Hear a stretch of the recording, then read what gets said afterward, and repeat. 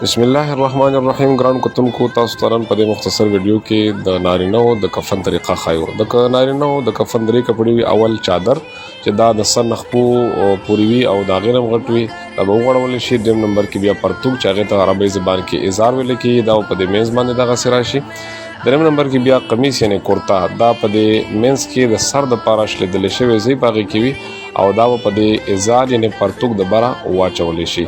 چونکې قمیص دوه کپړې وي. دوه کپړې مطلب دا چې رافولډ شوې کپړه وي، په هغې کې مړی چې دي کېښودلی کېږي. د مړي چې کوم سر دی نو دا به په دې سوري کې کېښودلی شي، تاسو کتی شئ. بیا به دا بل پلو چې دی پرې راواړولی شي او کوم سوری چې د مړي د سر دپاره کولو پاتې شوی و، په هغې کې به سر راوړلی شي او د اوږو نه واخلې تر خپو پورې به دغه کم کورتا چې دا یعنې قمیص دا به راوړلی شي. په آرام سره به دا مړی په د دریو کسانو باندې مخکې راوړلی شي چې دا برابر شي او کم چادر چې دی هغې ته دواړو ته مطلب برابر چې هغه شي. بیا آخر کې چې کم پلو راړول دي نو ګز طرف په اول راواړوي، بیا به ښې طرف شي، تاسو کتی شئ. بیا د دویمې کپړې ګز طرف او بیا ښې طرف او دغسې آخر کې د چادر چې کومه اخرنۍ ګز طرف ته هغه به راوړولی شي او بیا به ښې طرف.